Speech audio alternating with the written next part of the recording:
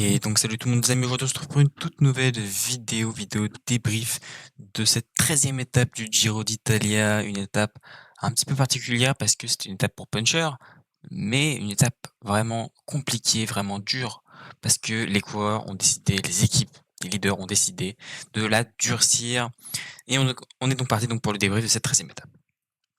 Voilà à quoi ressemblait donc le profil, un profil donc pour puncher. On se disait: «Bon, bah, en vrai, ça va être compliqué quand même de faire des écarts sur ce genre de montée, c'est que des côtes de 4e catégorie. C'est pas vraiment des cols, il y a pas vraiment, q des trucs, à faire sur ce genre de pente». Et bah, figurez-vous que, eh bien si, eh bien si. Alors on va commencer quand même tranquillement, une échappée de 9 coureurs, s'échappe. S'en va, le peloton laisse partir, mais reste quand même, assez proche de cette échappée parce qu'ils sont 9 à l'avant et ils se disent: «Bon, bah, voilà, si on veut jouer la victoire d'étape, on est obligé de les retenir et qu'ils partent pas trop loin» et bah, on va se diriger directement vers la montée de la San Giovanni. Franchement, c'est la montée, où je me suis dit: «Bon, il peut se passer quelques trucs, mais c'est loin de l'arrivée, ça va être dur de faire des écarts». Et c'est pour ça que je me dis: «Aujourd'hui, il y aura pas d'écart». Il y a pas eu d'écart d'ailleurs, mais ça aurait pu. Et l'équipe Ineos et l'équipe Red Bull Bora ont décidé de mettre un tempo de malade mental dans cette montée. Ils ont fait exploser tout le monde, c'était le bordel et on a vu Juan Ayuso se faire distancer. Juan Ayuso, alors, moi j'ai une théorie sur le fait que Juan Ayuso se fait distancer. Pour moi, c'est pas les jambes. Pour moi, la raison pour laquelle il s'est fait distancer, c'est, qu'il était mal placé. Ça a obligé Rafael Macchia du coup à rouler pour revenir sur le groupe devant et heureusement pour Juan Ayuso, devant il manquait de coéquipiers pour Egan Bernal et ça a pas pu, porter ses fruits. Alors ils étaient plusieurs à l'avant, hein, il y avait Bernal, il y avait son coéquipier Del Toro, Ayuso, il y avait Del Toro, il y avait Roglic, il y en avait encore d'autres. Enfin bref, il y avait Carapaz. Il y avait quand même pas mal de leaders devant, mais il manquait de coéquipiers et partir à cet instant-là de la course, ça faisait loin quand même pour boucler, jusqu'à l'arrivée. Sachant que derrière les autres ont réussi à se regrouper assez facilement, derrière. Ça a même permis à Wout van Aert de revenir qui lui avait sauté. Mais Ayuso, j'ai une théorie sur Ayuso les gars, la raison pour laquelle il a sauté, c'est parce qu'il était mal placé et non pas parce qu'il avait des mauvaises jambes. D'ailleurs, vous l'avez vu, j'étais en live, mais derrière je me suis fait la réflexion, à chaque fois il était très bien placé Ayuso après cette montée. Il était toujours très haut dans les montées, comme je t'ai dit, très haut, en 3e, 4e position du peloton à chaque fois et je pense qu'il a retenu la leçon. Il a vu qu'il aurait pu perdre du temps aujourd'hui. Ça a pas été le cas parce que, bah, c'était pas assez dur comme pressenti, mais ça aurait pu lui coûter très cher à Ayuso au niveau temps et on va dire plus de peur que de mal, mais il va falloir qu'il soit vigilant pour la suite et d'ailleurs pour la suite de l'étape, il a été vigilant, mais attention parce que sur les actes qui vont venir, il va falloir qu'il soit tout autant vigilant. Ils ont rattrapé l'échappée, sauf un homme qui lui a réussi à résister aux hauteurs de peloton dans cette montée, c'est Lorenzo Germani, qui lui a réussi donc à, résister au peloton et il a été rejoint assez rapidement par un homme de la Astana, c'est Scaroni, l'Italien, son compatriote donc, qui le rejoint et se retrouve à 2 têtes de la course et ça jusque, dans les dernières bosses où ils ont réussi à tenir, mais malheureusement pour eux, ça n'aura été que de courte durée finalement.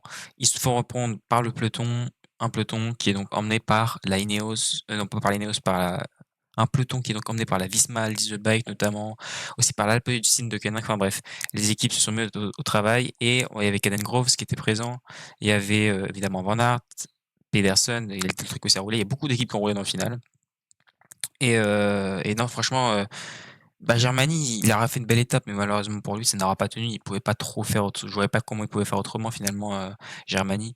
C'était un petit peu, il était un petit peu cuit, hein. On le voyait à chaque fois qu'il s'était en montée, il passait moins de relais, Scaroni lui en passait plus. D'ailleurs Scaroni dans la montée, il le distance, hein, Germany et après on a quand même vu un truc, c'est Scaroni en descente, c'était compliqué, hein, il avait du mal à suivre Germany.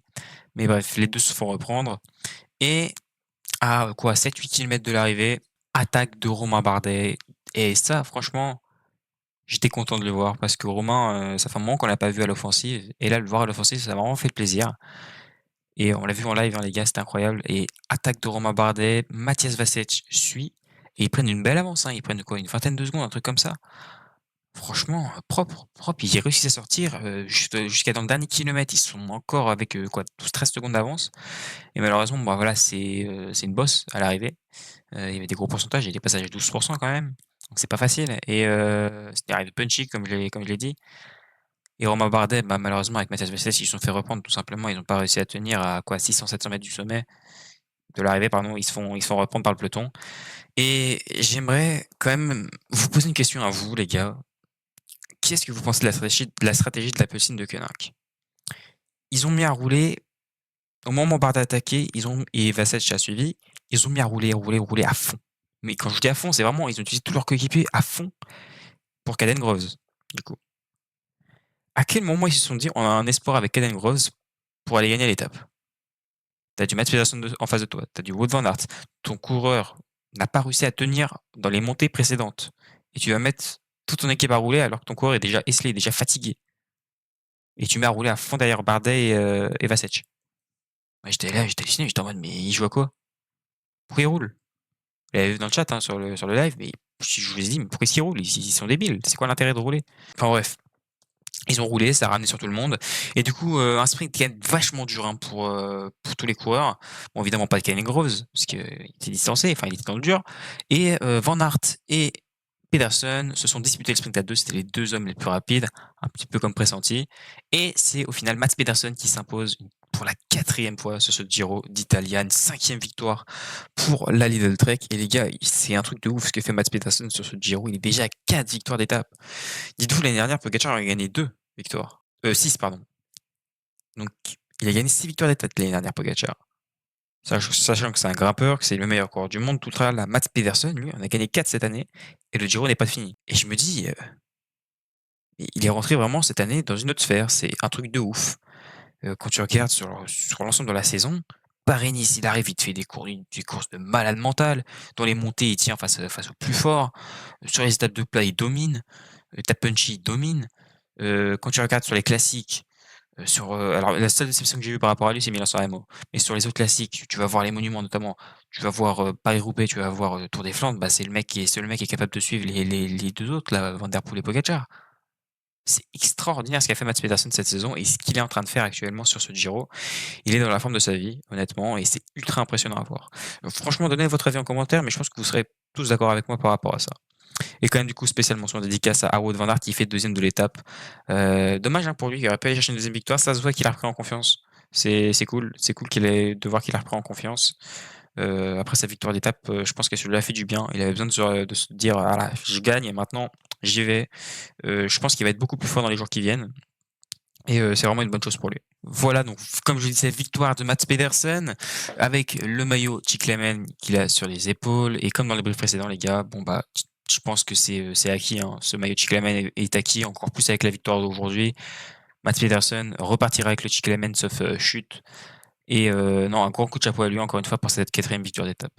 Au classement général, aucun changement. Il y a eu quelques bonifs prises là pour Ayuso et pour Del Toro. Mais après, rien de spécial, c'est que les bonifs, c'est pas grand chose. Il y a 4 et 2 secondes qui ont été récupérés par ces deux coureurs. Mais rien d'extraordinaire au niveau du classement général. Il va falloir attendre dans les jours qui viennent pour avoir des vrais écarts. Voilà les amis, c'était mon débrief donc sur cette 13e étape de ce Tour d'Italie. On se rapproche petit à petit de la fin de ce Tour d'Italie et franchement, j'ai hâte d'arriver sur la 19e et 20e étape où il va y avoir des étapes de fou, je pense. Ça va être incroyable à regarder. Nous, on se retrouve du coup demain matin à 11h à nouveau pour un nouveau débrief, pour le débrief de la 14e étape. Allez, bye la team, c'était Cycling Dream.